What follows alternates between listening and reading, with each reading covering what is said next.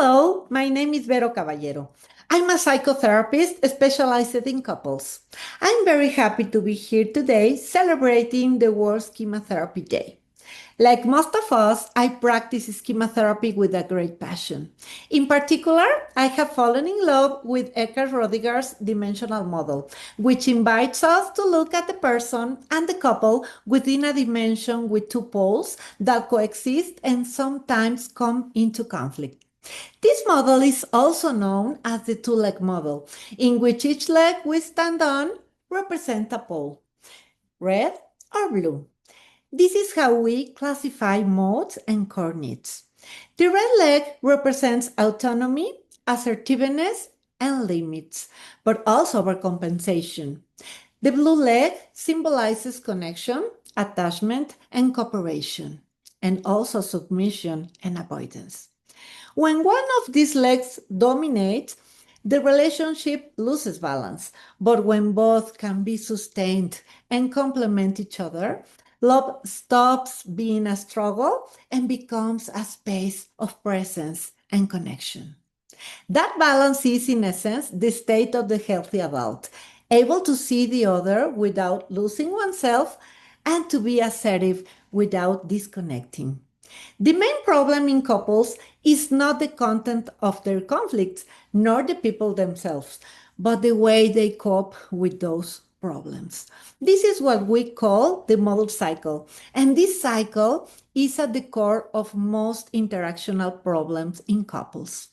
In my work with couples over the years, I have seen again and again how survival modes end up dictating the way we love, argue, and protect ourselves for one another. Today, I want to talk about something that all of us, to a greater or lesser extent, have felt: that silent wound left by absence. I'll address how the abandonment schema, so present in my culture, influences the relational dynamics for our couples, shaping the ways we bond and the emotional survival strategies we develop. I'd like to share this presentation with you.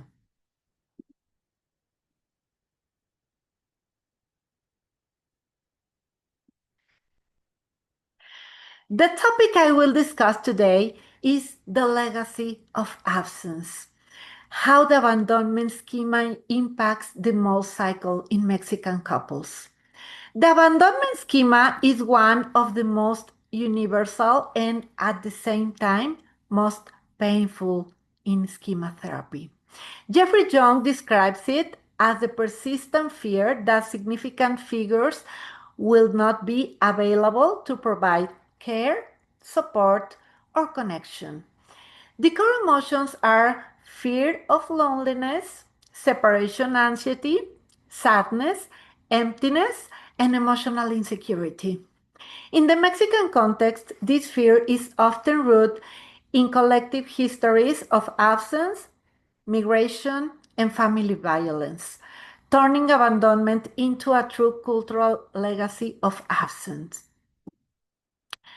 Now, I'd like to tell you a little bit about my homeland. I'm Mexican, and I love so much my country. I really do. Mexico is a vibrant, beautiful place, full of colors, music, celebration, and also delicious food and community. We are a supportive people who open our homes, share our tables, and even laugh in the midst of pain. In times of tragedy, we come together with solidarity and compassion, helping each other as one big family. That warmth and human closeness are the hallmark of our emotional identity. But at the same time, we are a country marked by centuries of inequality, machismo, violence, and emotional deprivation. Many of us grew up in homes where love coexisted with fear, where parents were physically present but emotionally absent, where we learned that showing need was weakness and that strength meant enduring. This is an emotional landscape that reflects part of our cultural reality. No, it's not the whole picture, but a mirror of many families' experiences. In Mexican couples, abandonment is amplified by cultural and socioeconomic factors. Parental absence due to work, migration to the United States, and the normalization of gender violence create conditions that allow this schema to remain alive across generations. In many families, love translates into control, jealousy, or dependency. Thus, abandonment is not always perceived as mere lack of presence, but as a constant insecurity about the stability of the bond. In many couples, it's common to find the cultural mandate to endure or sacrifice for love, which reinforces the perspective modes of both partners. One fears losing the other, while the other fears being invaded or absorbed. This cycle reflects a deep tension between the need for connection and the search for autonomy, the core axis of many Mexican relationships. I want to talk a little about the socioeconomic and emotional context in Mexico. Mexico is a country with over 130 million people, but behind that number lies a daily reality marked by inequality and economic hardship. Although official statistics speak of reductions in poverty levels, the truth is that millions of families still live on the edge in conditions where income barely covers the basics. In much of the country, parents must work all day long to support their households. Many are absent not out of lack of love, but out of necessity. That economic reality, where survival demands long work hours and informal jobs, translates into emotional absence, especially toward children. In Mexico, poverty is not only measured in pesos, but also in time and presence. Millions of parents love their children deeply, but cannot be with them because life demands survival. Behind every child who comes home alone, there's a story of effort, love, and also absence. And so entire generations of what in Mexico we call the latchkey kids grew up. Children who came home alone from school with the key around their neck, who learned to open the door to an empty house and serve themselves a meal in solitude. Children who cared for their younger siblings, fed them, did their homework in front of the television. Children who grew up accompanied by silence. That image is moving. I think it's very moving because it carries a double meaning. On one hand, it reflects resilience and the ability to move forward even in solitude, but at the same time, it reveals the absence of available figures, the feeling of abandonment, and the deep longing for company. Yesterday's latchkey kids are today's adults, men and women who may be functional, but in their relationships struggle with the fear of being abandoned or with difficulty trusting that the other will truly be there. That's why it's not coincidence that the abandonment schema, that wound that makes us feel love can disappear at any moment, is so common in Mexican couples. Sometimes abandonment isn't literal, it's emotional. The lack of gaze, of presence, of attunement. I want to talk about the entanglement of abandonment and abuse. The abandonment schema doesn't always travel alone. It often intertwines with experiences of abuse and violence. The schemas of abandonment and abuse tend to correlate in context of domestic violence, perpetuating adult relationships of dependence and aggression. In these couples, the fear of loss and the need for protection are confused with love, and the cycle of pain repeats itself again and again. In this context, therapeutic work with couples become a profoundly human act, a space where the relational becomes the mirror of the historical. Each interaction in the sessions reveals an echo of the past. The child who was never comforted, the girl who had to become strong too soon, or the one who was never protected. All this leads us to look at the real dynamics that emerge in therapy. In couples work, we can observe how these cultural legacies are updated in daily scenes. The wife asking for more presence, pushing, the husband responding with silence or distance, both trapped in a cycle where absence and the longing for connection intertwine.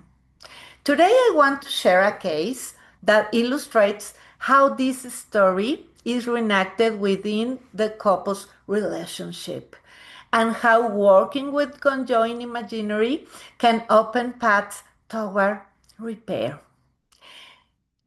Think of a woman who grew up in puberty, a mother absent due to work, an alcoholic, violent father.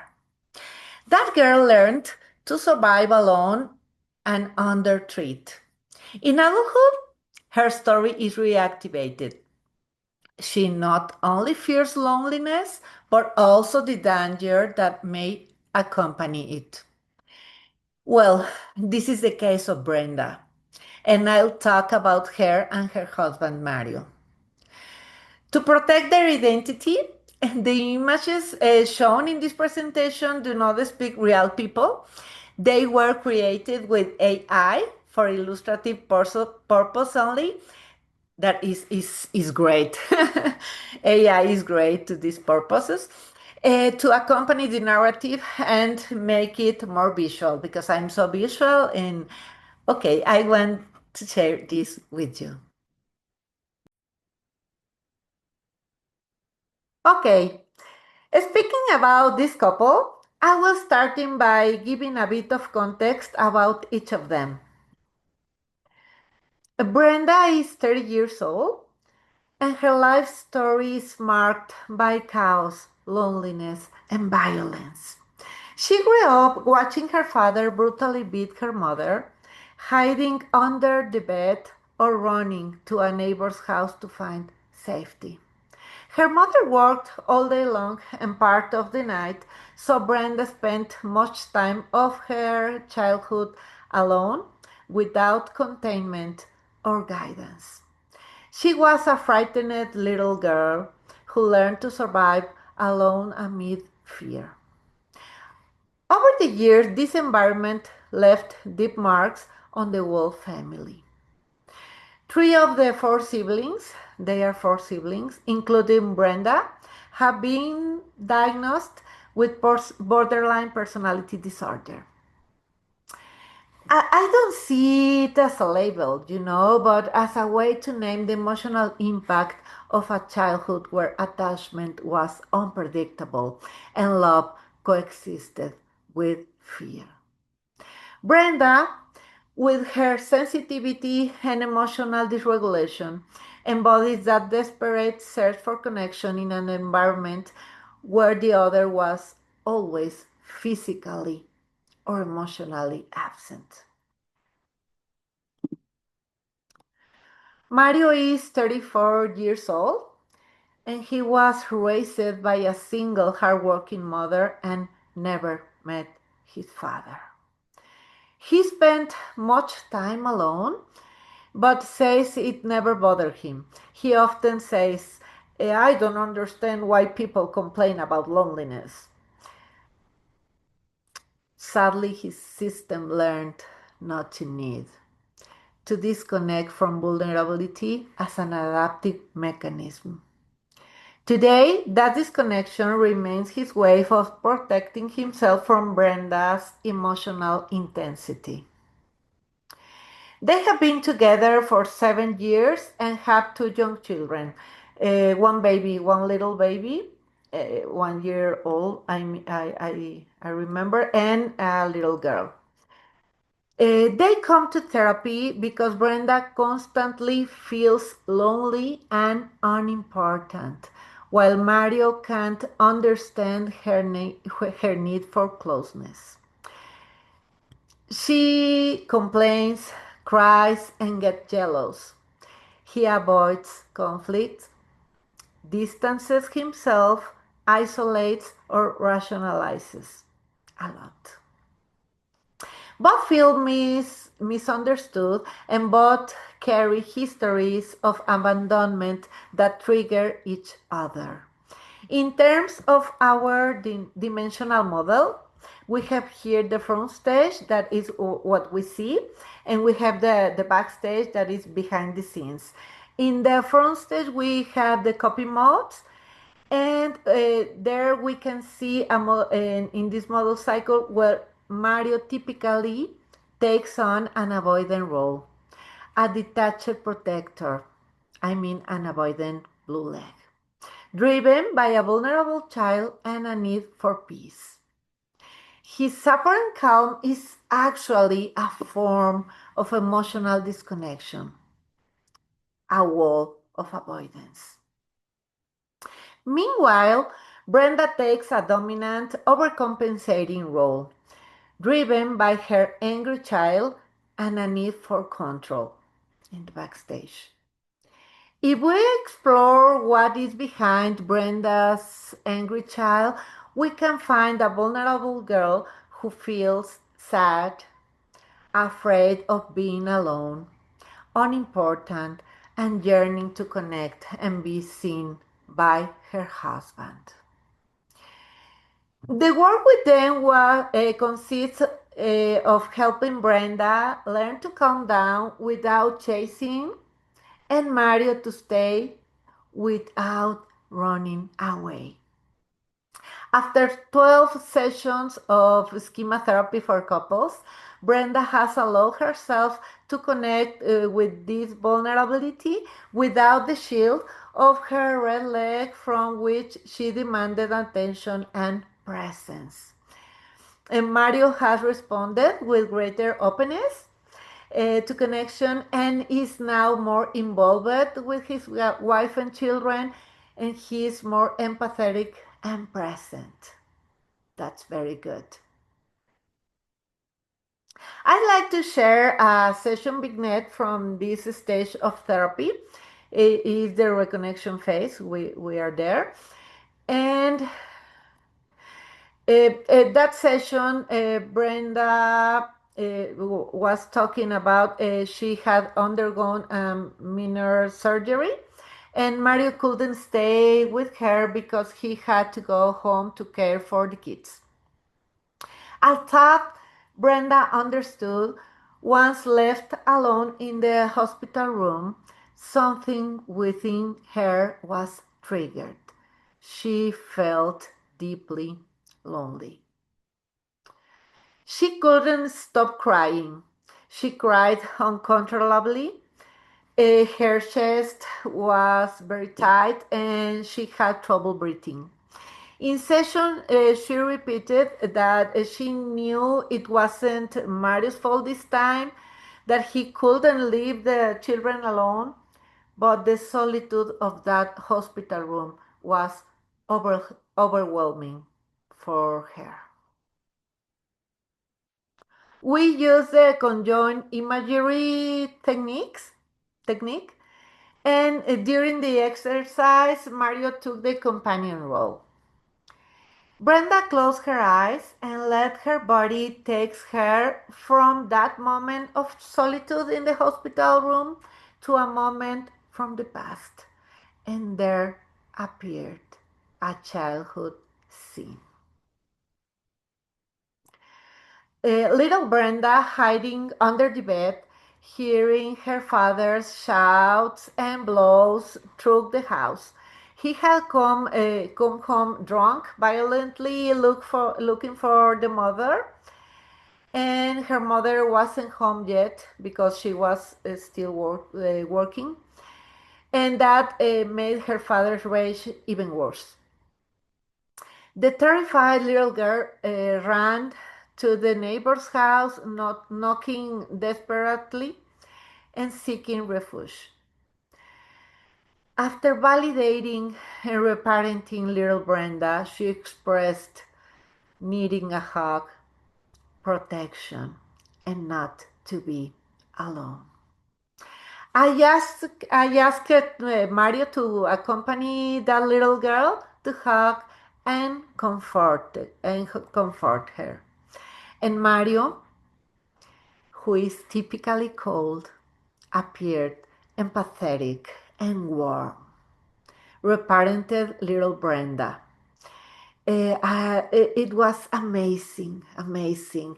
He was saying, little Brenda, I'm here with you. You are not alone. I love you and I will always protect you. As soon as that happened, Brenda completely calmed down. In the end, Mario made a commitment to care for and protect little Brenda. She felt calm and happy that her husband had been supportive and protective. Brenda's life story represents that emotional Mexico where love and the fear of abandonment coexist under the same roof. And as often happens with the chemistry of schemas, she bonds with Mario, whose avoidance and emotional disconnection end up perpetuating that same loneliness she fears so much. She's the voice of generations who learn to shout so as not to disappear.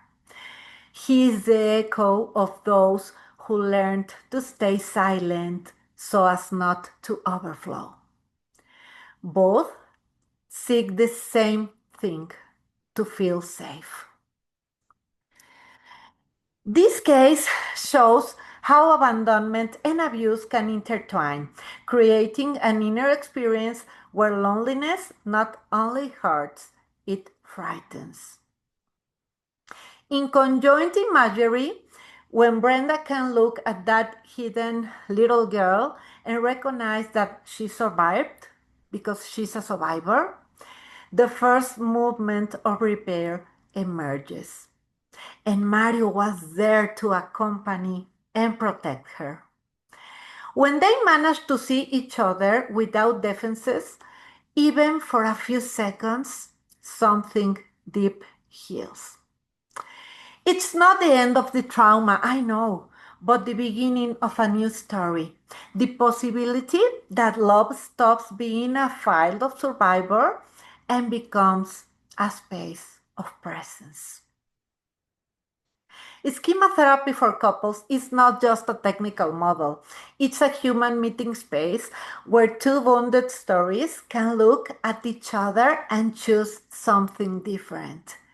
Working from the dimensional model means remembering that healing occurs in balance.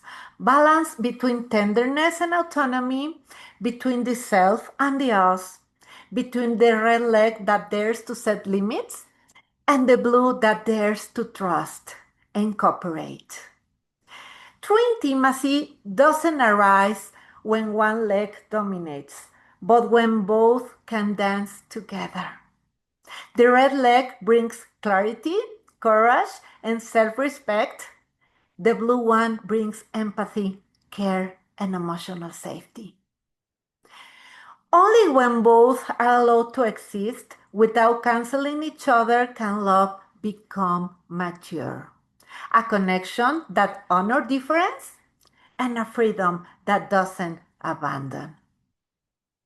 This is the art of relation balance, standing on both legs so love can move forward. Living as a couple doesn't mean having no problems, but facing them in a balanced way. Healing wounds through presence and connection. Because when two people manage to stay present in the midst of fear, there, the legacy of absence transforms into an inheritance of presence. Thank you all so much for being here, and please keep enjoying this wonderful day. And a big hug from Mexico.